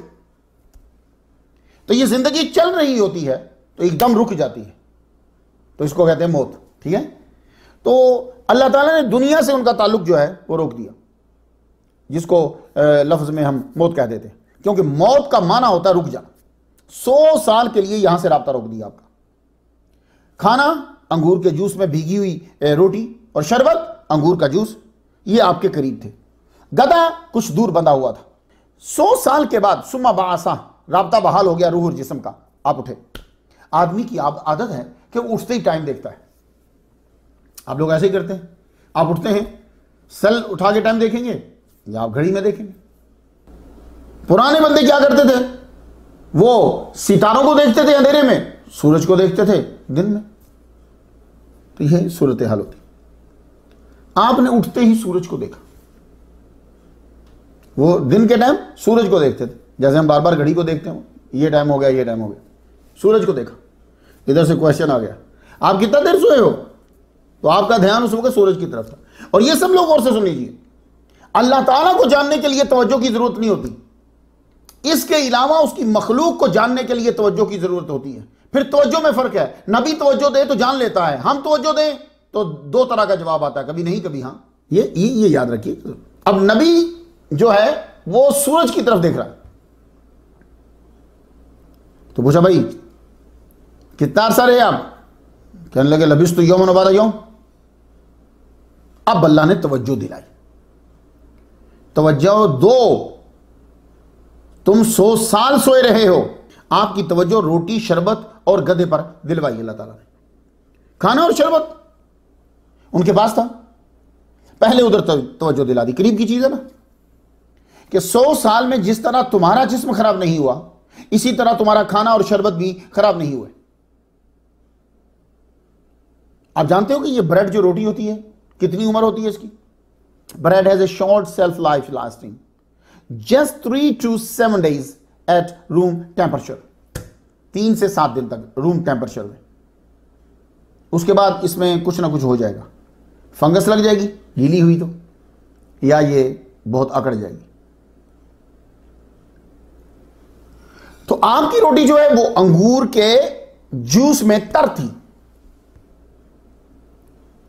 अंगूर का जूस जो है अगर आप इसे निचोड़ कर खुले आम रख देते तो 3 से 5 दिन में यह खराब हो जाता है। इस रहा उज़ैर अलैहिस्सलाम का शरबत, अंगूर का जूस 100 साल तक सही रहा। मैं दोनों चीजें बता रहा हूं, अब तो गौर से सुनिएगा ना, क्योंकि आप जानते हैं कि कुरान का फलसफा यह है कि स्टोरी के अंदर तफक्कुर होना चाहिए। अंगूर साइंस क्या कहती है? 3 से 5 दिन तक खराब, यहां 100 साल तक रहा। वंजुर इला तामिका व शराबिका लम यतसन्नह, देखो अंगूर के जूस में भीगी हुई रोटी और तुम्हारा शरबत दोनों ने बू नहीं छोड़ी। जब पानी में भिगो के रख लीजिए, किसी चीज में रोटी भिगो के रख लीजिए, जैसी तुमने डाली थी वैसी ही है। अब जरा लअल्लहुम यतफक्करून देख लीजिए, यहां कुदरत और मोजज़ा, इसे दुनियावी नुक्ता नजर से देखा जाए ना तो साइंस जन्म लेती है। हमने कभी इस नजर से देखे नहीं। अब ये जो अल्लाह ताला ने हमें आयत दी थी, वंजुर इला तामिका व शराबिका लम यतसन्नह, कुदरत है ना, अल्लाह की कुदरत है। अब इसमें हम अगर दुनियावी नुक्ता नजर से गौर करते, यार ये खाना 100 साल तक खराब नहीं हुआ, हम इस पर गौर करते कि यार कुछ ऐसा हो जाए कि वक्त तो गुजरे मगर खाना खराब जल्दी ना हो, टाइम बढ़ाया जा सकता है, हम भी कुछ करें। तो अल्लाह जैसा तो हम नहीं कर सकते, लेकिन कुछ ना कुछ तो बना लेते। तो एसी फिर हम बनाते, रेफ्रिजरेटर फिर हम बनाते, मगर हमने गौर नहीं किया, स्टोरी को लअल्लहुम यतफक्करून की तरह हमने नहीं देखा। तो फिर नतीजा क्या निकला? 1913 में बिजली से चलने वाला पहला घरेलू इस्तेमाल के लिए रेफ्रिजरेटर एक अमेरिकी फ्रेड डब्ल्यू वुल्फ ने बना लिया। अगरचे उसका डिजाइन जो है वो फ्लॉप हो गया, लेकिन उसकी सोच एक वजूद तो लेकर आ गई। तो सोचना तो हमें चाहिए था। उसने सोचा यार कि खाना जल्दी खराब होता है, कोई ऐसी चीज बनाओ कि जल्दी खराब ना हो, तो चाहिए हमें था। अल्लाह ताला की टेक्नोलॉजी देखी आपने, छोटी सी जगह पर 3 तरह का टाइम गुजार दिया। आ जाइए अब फिर गौर कीजिए यहां। अब मैं यहां अर्विंग में हूं, टाइम एक ही गुजर रहा है, घर में भी मेरे, बाहर भी, हर जगह। अल्लाह की कुदरत देखिए, उज़ैर अलैहिस्सलाम लेटे हुए हैं, यहां खाना है, यहां गधा है, टाइम यहां कुछ, यहां बिल्कुल ही नहीं, और उसके ऊपर 100 साल। अल्लाह अकबर जल्ला शानहू। अल्लाह की कुदरत देखें, एक ही जगह पे मुख्तलिफ वक्त गुजर रहा है और मुख्तलिफ असर हो रहा है। यह भी बड़ा टाइम मुख्तलिफ, असर भी मुख्तलिफ। जगह है एक, आपका फ्रिज ठंडा रखेगा, गर्म नहीं, हॉटपॉट गर्म रखेगा, वक्त एक ही फ्रिज पे और हॉटपॉट पे, मगर जगह एक नहीं है। तो एक ही जगह, छोटी सी जगह पर रखकर जो मुख्तलिफ टाइम और असर दे, उसे अल्लाह कहते हैं। वक्त ठहर गया, इसके लिए अल्लाह ने उनकी तवज्जो खाने पीने पे दिलाई, और वक्त चलता रहा। इसकी शहादत के लिए फरमाया वंजुर इला हिमारिका, अपने गधे को देखें। अब जिस चीज को आप देखना चाहते थे अब इधर दीजिए, पहले अपनी कुदरत दिखा दी। अब उधर देखिए, ये जो हिमार है ना, हिमार, ये लफ्ज कुरान मजीद में 2 बार आया है, जिसको आप गधा कहते हैं। ये 25 से 30 साल तक जीता है। इसे हिमार भी कहते हैं, इसे हमीर भी कहते हैं, इसे हुमुर भी कहते हैं। अक्सर लोग जो है वो गधे के रवैये से परेशान होते हैं, यार चलता नहीं है, यार काम नहीं करता है। उसकी वजह यह होती है कि वो मोहतात बहुत ज्यादा होता है, खतरनाक काम को एकदम नहीं करता। ये घोड़े से कम खौफजदा होता है, सुकून से परे होकर मुश्किल पर काबू पाने या बचने का ये सोचने लग जाता है। तो ये देख रहे हैं, ये काम इसको मैंने कैसे करना है, उसको सोचने लग जाएगा। लेकिन ये मतलब नहीं है कि ये घोड़े से ज्यादा बहादुर होता है। अमेरिका की तहकीक बताती है कि गधा मुश्किल को हल करने और सीखने में डॉल्फिन और कुत्ते से कम नहीं है। इसमें यादाश्त और जहानत होती है। इसका एक फायदा यह होता है कि इसकी खुराक के लिए कुछ ज्यादा फिक्र नहीं होती। घोड़े की खुराक के लिए बड़ी फिक्र होती है, ये खा लेगा, नॉर्मल चीजें भी खा लेगा। घोड़े से सस्ता होता है, हर आदमी रख सकता है। अंबिया ने इस पर सवारी की है, शायद इसलिए आम इंसानों को यह खातर में नहीं लाता। अंबिया का मिजाज जुदा होता है। जिनको दुनिया वाले धुतकार देते हैं, नापसंद करते हैं, वो उनको पनाह देते हैं। इब्राहीम अलैहिस्सलाम के पास गधा था। सुनिए, अब हमारे माशरे के अंदर गधे पे बिठा दो, गधा ये कुछ और, लेकिन मैं आपको बताना ये चाहता हूं कि ऐसा ना हो कि उज़ैर अलैहिस्सलाम के गधे के बारे में, ईसा अलैहिस्सलाम के गधे के बारे में सुनकर तुम लोगों के ज़हन में कोई बात ना आ जाए। ये गौर से सुनिएगा, इब्राहीम अलैहिस्सलाम के पास भी गधा था। जेनेसिस किताब का नाम है, बाइबल से हवाला दे रहा हूं, जेनेसिस किताब का नाम है, चैप्टर इसका 22 है और साइन नंबर 3 है। And Abraham got up early in the morning, saddled his donkey. ठीक है, सुबह सवेरे उठे, उसके ऊपर सैडल जो रखते हैं ऊपर रखा। मतलब इससे पता चला इब्राहीम अलैहिस्सलाम के पास गधा था। हजरत मूसा अलैहिस्सलाम ने सवारी की है, उनके पास गधा था। एक्सोडस 4 चैप्टर है, 19 साइन है। So the Lord had said to Moses in Midian, go back to Egypt, for all those who wanted to kill you are dead. वापस चलो, वो जो तुझे मारना कत्ल करना चाहते थे सारे मर गए। So Moses took his wife and his sons, अपनी बीवी को लिया, बच्चों को लिया, बेटों को लिया। Mounted them on the donkey, वो उनको सवार किया गधे के ऊपर। हजरत मरियम अलैहिस्सलाम के पास भी गधा था। यरूशलेम से मिस्र, इजिप्ट और इजिप्ट से यरूशलेम आते जाते आपने इसी पर सवारी की। हजरत ईसा अलैहिस्सलाम आप यरूशलेम में जब दाखिल हुए तो आप गधे पे सवार थे। इसी की औलाद का एक गधा हुजूर सल्लल्लाहु अलैहि वसल्लम की खिदमत में भी आया। हुजूर सल्लल्लाहु अलैहि वसल्लम के पास एक गधा मुबारक था जिसे याफूर कहते हैं, उसका नाम आप किताबों में पढ़ें। तो आजकल गधे की सवारी को लोग अजीब माना में लेते हैं, इसलिए मुझे यह दलाल आपके सामने रखने पड़े। और बहुत से तारीख में आपको बादशाह, मजहबी लीडर मिलेंगे जिन्होंने इस पर सवारी की है। 1887 की बात बताता हूं, क्वीन विक्टोरिया, उसने स्पेशल बग्गी बनवाई जिसे गधा खींचता था, और 3 गधे उसने पाले हुए थे, उनमें से एक ब्राउन कलर का था। तो इज़रा यानी उज़ैर अलैहिस्सलाम के पास गधा ही था। आपने उसे देखा तो उस पर 100 साल के असरात तारी थे, उसकी तरफ तवज्जो दिलाई। वंजुर इला हिमारिका। अब सवाल का जवाब आंखों से देखने लगे। अल्लाह ने उनके सामने बिखरी हुई और मिली हुई हड्डियों को इकट्ठा किया। पूरा ढांचा जब बन गया, अब उन हड्डियों के ऊपर गोश्त चढ़ाया। गधा फौरन आपके सामने आवाज करता हुआ खड़ा हो गया। आपने यह मंजर देखते ही अपने अकीदे का, ईमान का इजहार कर दिया। क़ाल अअलमु अन्नल्लाह अला कुल्लि शैइन क़दीर। देखा, यही मैंने आपसे कहा था कि अंबिया का ईमान यकीन होता है, सिर्फ ऐनुल यकीन का मुतालबा करते हो। अब यह है कि आपका जिस्म खराब क्यों नहीं हुआ? 100 साल तक रूह का राब्ता नहीं है बॉडी के साथ। आपका जिस्म क्या, मरने के बाद कुछ के अजसाम खराब हो जाते हैं और कुछ के खराब नहीं होते। दोनों इज़रा यानी उज़ैर अलैहिस्सलाम को दिखा दिए। जिनके खराब नहीं होते हम उनको भी उठाएंगे, और जिनके खराब हो जाते हैं हम उनको भी उठा लेंगे। ये दोनों चीजें दिखाई हैं आपको। देख रहे हैं हम, लअल्लहुम यतफक्करून। दोनों चीजें दिखा रहे हैं। जिनकी जिस्म खराब हो गए, ये गधे, उनको भी उठा रहे हैं, और जिनके जिस्म में रूह नहीं, 100 साल गुजर गए, उज़ैर, इज़रा, इन्हें भी उठा रहे हैं। तो दोनों को हम उठा लेंगे और दोनों को दिखा। अब मरने के बाद जिस्म खराब क्यों हो जाता है? आमतौर पर मरने के चंद दिन बाद ही जिस्म जो है वो खराब होना शुरू हो जाता है। गर्मी हो तो एक दिन के अंदर अंदर बू छोड़ देता है, सर्दियों में चंद दिन के बाद। इसलिए आपने देखा होगा जनाजा में देर हो तो लाश के गिर्द क्या करते हैं, बर्फ के ब्लॉक लगा देते हैं। मरने के बाद जिस्म के खराब होने को डीकंपोजिशन कहते हैं। इसके 4 मदारिज होते हैं, जरा सुन लीजिए और फिर जरा देखिए अल्लाह की कुदरत देखिए। पहला इसका जो दर्जा है वो ऑटोलिसिस है, उसको ऑटोलिसिस कहते हैं। इंसान की बॉडी में रूह निकलने के बाद ये पहला मरहला है। आप इसे सेल्फ डाइजेशन भी कह सकते हैं। ऑक्सीजन बंद होने की सूरत में बॉडी के अंदर कार्बन डाइऑक्साइड बढ़ जाती है, तो वो एक तेजाबी माहौल पैदा कर देती है, जिसकी वजह से सेल का अंदर जो है वो फट जाता है।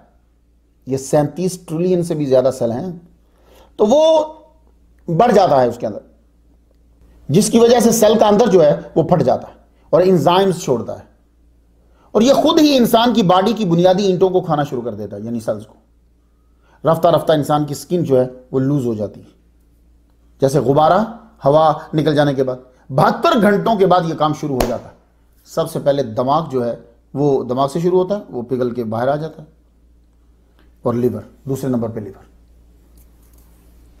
ब्लोट दूसरा दर्जा। मरने से 5 दिन बाद यह मरला शुरू हो जाता है। बॉडी के सेल्स में से एंजाइम्स बाहर आने लगते हैं और बहुत सी गैसेस पैदा करते हैं। इन गैसों के पैदा होने की वजह से बॉडी जो है वो फूलने लगती है, और ना नजर आने वाले बैक्टीरिया की वजह से जिस्म बदबू छोड़ता है। Active DK. 1 माह के बाद यह मरहला शुरू हो जाता है। इस मरहला में अज़ा, मसल्स और जिल्द, स्किन लिक्विड बन जाती है। सिर्फ बाल, हड्डियां, दांत और नाखून ये रह जाते हैं। आखिरी ढांचा, सिर्फ मुर्दे का ढांचा बाकी रह जाता है। लो, 37 ट्रिलियन से जायद सेल्स, छोटी छोटी ईंटों से बना हुआ इंसान खत्म।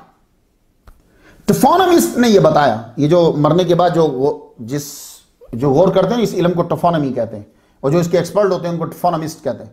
टफोनमिस्ट ने बताया कि यह होता है जब रूह जिस्म से जुदा हो जाती है। साइमन फ्रेसर यूनिवर्सिटी, यह ब्रिटिश कोलंबिया कनाडा में है, इसके टफोनमिस्ट ने तहकीक की पानी और खुश्की दोनों में। मुर्दा बॉडी को पानी में भी डाला, खुश्की में भी डाला। तो क्रिमिनोलॉजिस्ट गेल एंडरसन ने कहा कि 4 दिन से कम में बॉडी पानी के अंदर ढांचा बन जाती है। मगर इज़रा, उज़ैर समेत बहुत सी मिसालें हैं कि रूह के जुदा होने के बाद भी जिस्म सलामत रहा। मुसलमानों, ये लाल्लहुम यतफक्करून, यहां बहुत ध्यान देना है आपने। ईमान को मजबूत करना है जरा। ये डर भी पैदा होगा और ईमान मजबूत भी होगा, दोनों चीजें एक साथ पैदा होंगी। सब गौर से सुन लें। टफोनमिस्ट जो कुछ कहें, मेरा दावा है जिस्म सलामत रखना है या खत्म करना है, ये अल्लाह का हुक्म होता है जी। कोई मुस्तकिल खुद कार अमल नहीं कि हर एक पे लागू हो। इज़रा उज़ैर अलैहिस्सलाम को तो उठाना था, दिखाना था। जिनको क़यामत के दिन उठाना है कई लोग हैं, उनके अजसाम रूह के जुदा होने के बाद सलामत रहे। अब मैं चंद मिसालें देना चाहूंगा, ये मैं फर्ज समझता हूं। मैं मुसलमान हूं भाई, मैं अपने नबी और अपने नबी के उम्मतियों को जरूर बयान करूंगा। और यह मसला लअल्लहुम यतफक्करून के तहत आता है कि स्टोरी में से ये निकात निकलते हैं। कुछ अजसाम वक्त, मौसम और जमीनी असरात से महफूज रहते हैं। अब आप सुनते जाइए और यह अकीदा बना लीजिए, अंबिया के अजसाम महफूज रहते हैं। वक्त, मौसम, जमीनी असरात से महफूज रहते हैं। नसाई शरीफ किताबुल जुमुआ, अबू दाऊद शरीफ किताबुल सलात, इब्न माजा शरीफ फजलुल जुमुआ।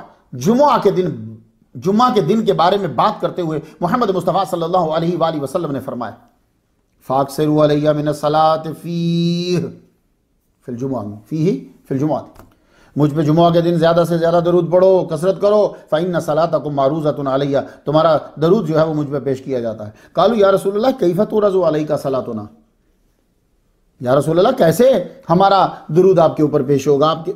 वक़द अरिमता, उन्होंने जो आम असूल है उसको बयान कर दिया। फ़क़ाला, तो नबी ने फरमाया नहीं नहीं नहीं नहीं, ये असूल हम पे लागू नहीं होता। इन्नल्लाह हर्रमा अलल अर्दी अन ताकुला अजसादल अंबिया, अल्लाह ताला ने हराम कर दिया है जमीन पर अन ताकुला अजसादल अंबिया, कि वो अंबिया के अजसाम को खाए। ठीक है जी, हराम कर दिया, वो नहीं खाएगी। क्यों? ये जो सेल्स हैं या जो चीजें भी अंदर पैदा हो रही है, ये सेल्स भी जमीन से ही बने हुए ना। हाँ, तो ये जमीन ही की है, हमारी बॉडी भी जमीन से ही है। तो बॉडी हो या नीचे से मट्टी हो, बात एक ही है। इसकी जुर्रत नहीं है कि कोई भी नबी के जिस्म को खराब करे, ये सलामत रहती। तो एक रवायत के मुताबिक हजरत आदम अलैहिस्सलाम का जिस्म अरसा दराज बाद महफूज मिला और नूह अलैहिस्सलाम खुद लेकर गए, बैतुल मक़दस जाकर दफनाया। एक रिवायत है ये। हजरत सुलेमान अलैहिस्सलाम का जस्द अनवर 12 माह तक जमीन के ऊपर रहा। सही, वाइट आंट खा गई, आपका जिस्म सलामत रहा। नेक्स्ट इंशाल्लाह मैं बयान करूंगा। हजरत यूसुफ अलैहिस्सलाम के विसाल के सैकड़ों साल बाद वसीयत पर अमल करते हुए हजरत मूसा अलैहिस्सलाम आपका जस्द अनवर लेकर जो है वो हिब्रोन में पहुंचे। इब्राहिम अलैहिस्सलाम के पांव की तरफ जो है वो आपको दफनाया गया। हजरत दानियाल अलैहिस्सलाम का जस्द अनवर पता नहीं कब से था, 17 हिजरी को हजरत अबू मूसा अशअरी रज़ियल्लाहु ताला अन्हु ने दफनाया आपका जस्द अनवर। इमाम कुर्तबी ने अपनी तफसीर में लिखा है, वसबत अन्नल अंबिया वल औलिया व शुहदा ला ताकुलुल अर्दु अजसादहुम, साबित हो गया दलाइल से कि अंबिया और औलिया और शुहदा के अजसाम जो हैं वो जमीन नहीं खाती। अब सब लोग गौर से सुन लो और अपने आप को किसी ना किसी कैटेगरी में शामिल कर लो।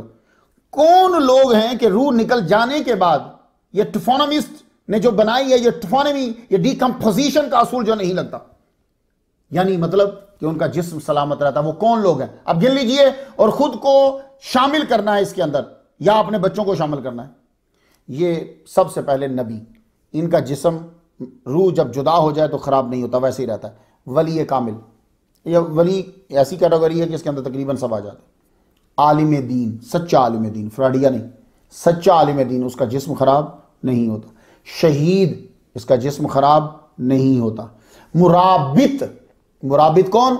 जो मुल्क की, इस्लामी मुल्क मुसलमानों की हिफाजत के लिए मुल्क की सरहद के ऊपर हिफाजत करने वाला, उसका मरने के बाद जिस्म खराब नहीं होता। ताउन में जो फौत हो गया है उसका जिस्म खराब मरने के बाद नहीं होता। अल्लाह की रजा के लिए अजान देने वाला, और अल्लाह के बंदो कम से कम इसमें तो आ सकते हो, उसकी रजा की खातिर अजान। अब तो मैं तो जनाब मौका ढूंढता हूँ, पहले भी मेरा शौक था, मैं पहले भी देता था, अब तो मैं जब से पढ़ा तो मैंने और शुरू कर दी। तो अजान देने वाले का जिस्म मरने के बाद खराब नहीं होता। बहुत ज्यादा जिक्र करने वाला, इसमें शामिल हो जाओ, इसका भी जिस्म खराब नहीं होता, याद रखिएगा। बाअमल हाफिज कुरान का जिस्म खराब मरने के बाद नहीं होता। जिसने कभी गुनाह कबीरा ना किया हो वो वली कामिल की शिक में आ जाता है। तो खैर ये तकसीम कर देगी, ये 10 इनके अजसाम मरने के बाद खराब नहीं होते जनाब। हजरत उमर, अब जरा सुनती जाइए, हजरत उमर रज़ियल्लाहु ताला अन्हु का जिस्म सलामत। बुखारी शरीफ किताबुल जनाइज, उर्वा अपने वालिद से बयान करते हैं, लम्मा साकत अलैहिमुल हायत फी ज़मानिल वलीद बिन अब्दुल मलिक अखज़ू फी बिनाइही फबदत लहुम क़दमु फफ़ज़िउ व ज़न्नु अन्नहा क़दमुन नबी सल्लल्लाहु अलैहि वसल्लम फमा वजदू अहदन यअलमु ज़ालिका हत्ता क़ाल लहुम उर्वा ला वल्लाहि मा हिया क़दमुन नबी सल्लल्लाहु अलैहि व आलिहि वसल्लम मा हिया इल्ला क़दमु उमर रज़ियल्लाहु ताला अन्हु। वलीद बिन अब्दुल मलिक के दौर में दीवार जो है वो गिरी तो एक पाँव मुबारक जो है वो जाहिर हुआ। हर एक डरे गुमान करने लगे ये शायद हुजूर सल्लल्लाहु अलैहि वसल्लम का पाँव मुबारक है, किसी को मालूम नहीं हो रहा था। तो उनसे उर्वा ने ये फिर कहा कि अल्लाह की कसम ये हुजूर सल्लल्लाहु अलैहि वसल्लम का पाँव नहीं है, ये हज़रत उमर रज़ियल्लाहु ताला अन्हु का पाँव है। हज़रत जाबिर रज़ियल्लाहु ताला अन्हु के वालिद का जिस्म सलामत। अब मैं मिसालें आपको देता जा रहा हूँ, पहले रसूल बताया है, अब मिसालें सुन लीजिए। बुखारी शरीफ किताबुल जनाइज़, अन जाबिर रज़ियल्लाहु ताला अन्हु क़ाल लम्मा हदरा उहुदुन दआनी अबी मिनल लैल फ़क़ाल मा अरानी इल्ला मक़तूलन फ़ीहि व लिमन युक़तलु मिन असहाबि नबी सल्लल्लाहु अलैहि वसल्लम व इन्नी ला अतरुकु बअदी अअज़्ज़ अलैया मिनका गैर नफ्सी रसूलुल्लाह सल्लल्लाहु अलैहि वसल्लम फ़इन्न अलैया दैनन फ़क़दी वस्तौसी बिअख़वातिका खैरन फ़कान अव्वल ख़तीलिन वदुफ़िन मअहु आख़र फ़ी क़ब्रिन सुम्मा लम ततिब नफ्सी अन अतरुकहु मअल आख़र फ़स्तख़रजतुहु बाद सित्तति अशहुरिन फ़इज़ा हुवा कयौमिन वदअतुहु हुनय्यतन गैर उज़ुनिही। जाबिर कहते मेरे वालिद ने मुझे कहा कि मुझे लगता है मैं उहुद में शहीद हो जाऊंगा, तो तू मेरे लिए हुज़ूर सल्लल्लाहु अलैहि वसल्लम के अलावा सबसे ज़्यादा अजीज़ है। मुझ पे कुछ कर्ज है, अदा कर देना। बहनों के साथ अच्छे सलूक की वसीयत करता हूँ तुम्हें। वही हुआ, वो पहले शहीद हो गए। उनको एक और शहीद के साथ एक ही कब्र में दफना दिया। मुझे ख्याल आया कि वालिद को अलग से दफनाऊं, तो मैंने उनको 6 माह बाद कब्र से निकाला, तो उसी हालत में थे जैसे दफनाते वक्त थे, जिसमें कोई तब्दीली नहीं आई, सिर्फ कान के नीचे थोड़ा सा निशान था। मुसलमानों सुन रहे हो? कहाँ गए टफानामिस्ट, एंजाइम्स, गैसेस। शुहदाए उहुद के अजसाम महफूज। मुअत्ता इमाम मालिक किताबुल जिहाद में हजरत अमर बिन अल जमूह और अब्दुल्ला बिन अमर काना कद हफर सैलु कब्रहुमा वकान कब्रहुमा मिम्मा यलि सैल वकान फी कब्रिन वाहिदिन वहुमा मिम्मन इस्तुशहिदा यौम उहुदिन फहुफिर अनहुमा लियुगय्यर मिन मकानिहिमा फवुजिद लम यतगय्यर कअन्नहुमा मात बिल अम्सी। वो ग़ज़वा उहुद के शुहदा को एक कब्र में 2 या 3 करके दफनाया गया। हज़रत अमर बिन जमूह और अब्दुल्ला बिन अमर को एक ही कब्र में दफना गया। सैलाब आया, कब्रों को मुतासर किया। आप दोनों की कब्र सैलाब की जद में आई। आपके अजसाद को दूसरी जगह दफन करने के लिए निकाला गया तो लोग देखकर हैरान रह गए। 46 साल बाद जिस्म वैसे के वैसे थे, गोया के इनको कल दफनाया है। मुसलमानों, लअल्लहुम यतफक्कर। उज़ैर अलैहिस्सलाम का जिस्म 100 साल महफूज रहा, ठीक है। तो मैं यही तो आपको बताना चाहता हूं कि जो नवाज़िशात अल्लाह ताला ने उन अंबिया पर करी हैं, मोहम्मद मुस्तफ़ा सल्लल्लाहु अलैहि वसल्लम का सदका वो हम पे की। लेकिन हम बढ़े तो सही, नबी के ताबे फरमान हों तो सही। ज़ुहैर बिन कैस रज़ी अल्लाह ताला अन्हु का जिस्म सलाम। मौजूदा मुल्क लीबिया के अंदर नजदियों खारजियों ने बम मारकर सहाबी रसूल हज़रत ज़ुहैर बिन कैस रज़ी अल्लाह ताला अन्हु का मिज़ार उड़ा दिया था। क्या कहने, मैं तो एक दिन खबर पड़ी तो दुबई में मंदिर बनाया जा रहा है, दूसरे दिन खबर पढ़ रहे हैं, एक खबर पढ़ रहे हैं मज़ार उड़ाया जा रहा है। समझ नहीं आ रही मुसलमानों की, शायद आपको आती हो। इस हरकत बद से नतीजा अच्छा निकला। 1335 साल के बाद भी आपका जस्द अनवर महफूज था। मुसलमानों, हजरत इज़रा उज़ैर अलैहिस्सलाम का जिस्म महफूज हम देख रहे हैं। कुरान बता 100 साल के बाद उठे, यहां 1335 साल के बाद हुजूर पर कलिमा पढ़ने वाले सहाबी की कब्र जो है इन्होंने उड़ा दी। जिस्म नहीं, पहली बार ये देखो, जिस्म नहीं उड़ा। लोगों को दिखा दे, ये हैं जिन्होंने मुस्तफ़ा सल्लल्लाहु अलैहि वसल्लम का चेहरा अनवर देखा। 10 जुलाई 2012 मंगल की अखबार है, हेराल्ड न्यूज़पेपर। हज़रत मोहम्मद बिन सुलेमान अल जज़ूली रहमतुल्लाह अलैह का जस्द अनवर, आपका जिक्र मैं 24 नंबर स्टोरी पे तफसील से कराया। आपका विसाल 1465 में हुआ है, बल्कि शहादत हुक्मी कहना चाहिए, क्योंकि आपको जहर दिया गया। आपको पहले अफूगाल में दफनाया गया, फिर सफावीदी हुक्मरानों ने 77 साल के बाद अपने दौरे हुकूमत में 1542 में आपका जस्द अनवर निकाला। 1542 में कि हम अपने इलाके में दफन करेंगे। दुनिया देखकर हैरान रह गई। दलाइल खैरात लिखने वाले मुअल्लिफ 77 साल के बाद इस वली कामिल का जस्द अनवर बिल्कुल तरोताज़ा था कि यूं उंगली लगाते थे, तो ये देखें, तो जैसे मेरा खून चलता है ऐसे 77 साल के बाद यूं ही। किधर गई टफानमी, किधर गए टफानमिस्ट। तो मुसलमानों, ये है लअल्लहुम यतफक्करून। मैं आपको नुक्ते बताता जा रहा हूं। हजरत अब्दुल्लाह बिन अब्दुल मुत्तलिब मोहम्मद मुस्तफ़ा सल्लल्लाहु अलैहि वसल्लम के अब्बा जान, हमारा सर झुकता है उनके आगे। 21 जनवरी 1978 की नवाए वक़्त अखबार ने यह खबर छापी थी। हुजूर सल्लल्लाहु अलैहि वसल्लम के वालिद गिरामी अब्दुल्ला का जस्द अनवर निकाला तो सही सालम। मुफ्ती मोहम्मद अमीन ऑफ फैसलाबाद, उनके दोस्त जो सऊदी अरब में ठेकेदार थे, अब्दुल लतीफ साहब, वो अब्दुल लतीफ ठेकेदारी ने यह कहा कि मैंने खुद देखा है, कफन भी सलामत था और खुशबू आ रही थी। लो, 1980 की बारिशें हुई जब, तो Pakistan institute of science and technology के सीनियर साइंसदान डॉक्टर मोहम्मद रफीक बयान करते हैं कि 1980 की बारिशों की वजह से गांव में बाढ़ आ गई। उनके अपने गांव में कब्रिस्तान की कई कब्रें खुल गई। एक बाबा जी की कब्र का मुझे पता था, उनका विसाल 1930 में हुआ था। उनकी जब कब्र खुली तो हम लोग मिट्टी डालने के लिए गए, देखा तो कफन भी बिल्कुल सही साला होता ना, कफन फट गया होता ना। मेजर जनरल मीर अफजल ने लिखा है 1965 की जंग के बारे में, कहता है कि मेरे मातहत 2 फौजी थे, आलिम खान और मुबीन खान, शहीद हो गए। 6 माह बाद उनके अजसाम मिले सही साला। ये मैं पाकिस्तान की बात कर रहा हूं। एक लेफ्टिनेंट अख्तर शहीद का जिस्म BRB नहर में 1 माह के बाद मिला। गैल एंडरसन ने क्या कहा था, उसने कनाडा में क्या रिसर्च की है, 5 दिन के बाद पानी में जिस्म गया तो अख्तर शहीद का जिस्म BRB नहर में 1 माह के बाद भी सही मिला। यह वाकयात मौजू से हटकर नहीं है जनाब। तहकीक के शायकीन के लिए ये हीरे हैं, डायमंड्स हैं। जब साइंसदानों यानी टिफोनमिस्ट की तहकीक ने साबित कर दिया कि रूह निकलने के बाद जिस्म का खराब होना मस्ट है, तो ये क्यों नहीं हो रहे? इज़रा उज़ैर अलैहिस्सलाम का क्यों महफूज रहा जिस्म? ये बात अल्लाह ताला की ताकत और कुदरत को जाहिर करती है। हमारी बॉडी इसलिए खराब होती है कि सेल्स को ऑक्सीजन नहीं मिलती, बस यही बात है ना भाई। इतना सा मसला है, थोड़ा सा इस मसले को सॉल्व कर दिया जाए तो अंबिया और औलिया और शुहदा के अजसाम खराब नहीं होते। क्यों? अल्लाह ताला उनको ऑक्सीजन देता है। किस तरह देता है? जैसे अंडों में परिंदों को देता है। अब तुम चाहे जो मर्जी को जी बरीक बरीक मसाम होते हैं, जैसे वो अंडे में वो परिंदों का है, मुर्गी का है, अंडे में दे रहा है ऑक्सीजन। जिस तरह वो ईसा अलैहिस्सलाम को चौथे आसमान पर दे रहा है ऑक्सीजन, इसी तरह वो इन्हें ऑक्सीजन देता है। उसके पास बड़े तरीके हैं। मां के पेट में बच्चे को कैसे ऑक्सीजन देता है, नया तरीका बना देता है। अब आपको मालूम हो गया होगा कि रूह निकलने के बाद भी अल्लाह जिस्म को महफूज कर सकता है, और उसने करके दिखाया है।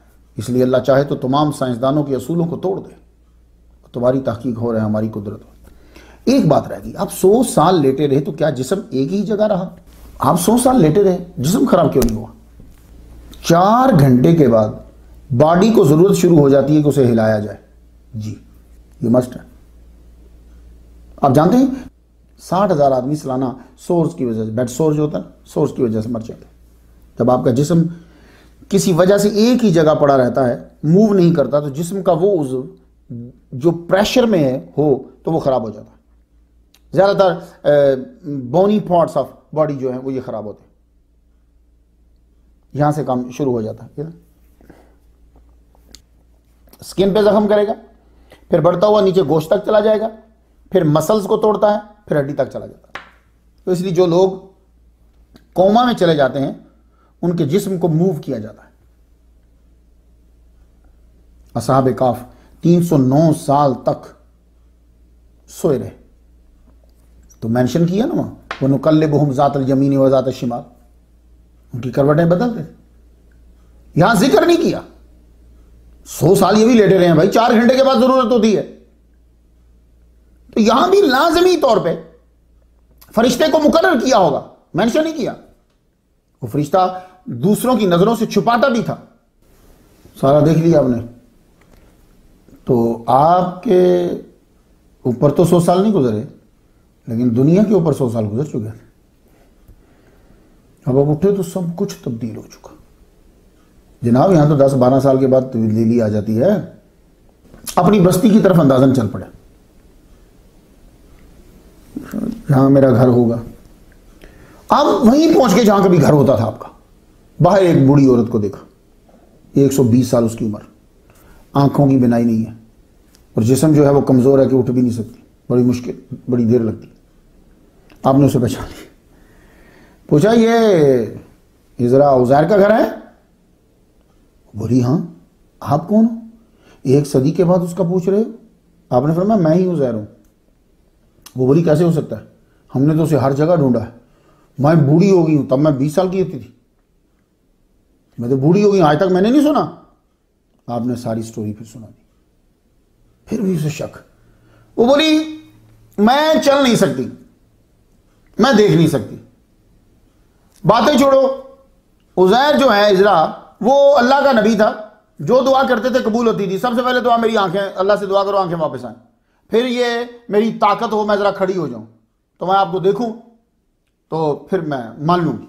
आपने दुआ की, अल्लाह पाक इसको बेनाई फिर से दे दे और इसको जवानी अता फरमा दे। आपकी दुआ से उसको बेनाई भी मिल गई, जो एकदम खड़ी हुई, आपको देखा तो पहचान गई। उसने चीज़ें ऐसी देख ली थी।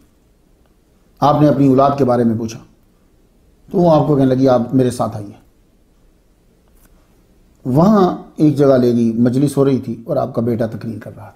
आप अपने बड़े बेटे को 18 साल का छोड़ के गए थे, तो 118 साल का बच्चा, आपका बच्चा, वो तकरीर कर रहा है। आप उसको 40 साल को जब आदमी ने अच्छा ठीक ठाक खाया हो तो जवानी लगता है। आप अपने बेटे को देख के खुश होते हैं। उसने कहा ये आपका बेटा, अब देख रहे वो तबलीग कर रहा। जब वो जरा खामोश हुए तो ये बुलंद आवाज से बोली, कहने लगी, उनका नाम लेके, ये आपके अब्बा उज़ैर हैं। उज़ैर अलैहिस्सलाम को मानना तो दूसरा था, पहले लगे तू बता तू कौन है। उन्होंने तो 118 साल 120 साल की बुढ़िया देखी हुई थी ना, तो तू कौन है। कहने लगी मैं ही कनीज हूं, तो इन्हीं की दुआ से तो मेरी आंखें आई हैं, इन्हीं की दुआ से मैं जवान हुई हूं। अब जरा कुछ बातें बढ़ी, कुछ खामोशी बढ़ी। बेटा आपका करीब आया, बोले, कहने लगे कि मेरे अब्बा के दोनों कंधों के दरमियान बालों से एक हिलाल बना हुआ था, यानी चांद। आपने कमीज हटा के, ये देखो ये बना हुआ है। बेटा तो मुतमईन हुआ मगर मुकम्मल इत्मीनान नहीं हो रहा। एक चीज होती है ना, फिर बना दी एक और। कहने लगे मेरी वालिद गिरामी को मुकम्मल तौरा याद थी, हमारे पास इस वक्त कोई नुस्खा मौजूद नहीं है, आप लिखवा दीजिए। तो आपने सबको बिठाकर जुबानी जो है वो तौरा लिखवाई। अल्लाह की कुदरत, फिर एक मदफून नुस्खा भी मिल गया, उससे मैच कर किया गया, तो हरफ बहरफ जो है आपने जो लिखवाया था वो बिल्कुल ठीक। क्या वो वक्त होगा, दुनिया देख रही होगी, बेटा उम्र में अपने बाप से बड़ा है। बेटा 120 साल का है और बाप सिर्फ 40 साल का है। ये वाकया तकवीयत देता है इस बात को कि ईसा अलैहिस्सलाम जब आएंगे तो 33 साल के जवान होंगे। वो जब गए थे तो 33 साल के थे, वापिस आएंगे तो 33 साल के ही होंगे।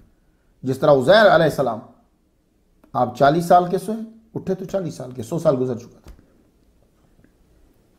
हज़रत उमर रज़ियल्लाहु तआला अन्हु से एक बादशाह ने सवाल पूछा था कि कौन से दो भाई हैं जो एक ही दिन पैदा हुए और एक ही दिन फोत हुए, मगर एक 100 साल बड़ा दूसरा 100 साल छोटा। आपने फरमाया ये सिर्फ एक ही सूरत में हो सकता है, वो है कि उज़ैर अलैहिस्सलाम का एक और भाई और दोनों एक ही वक्त में पैदा हुए हो, या 1-2 घंटे का फर्क, वो पैदा हुए और एक ही दिन दोनों का विसाल हुआ हो, तो ये होगा कि एक भाई 100 साल छोटा और एक भाई बड़ा। क्यों?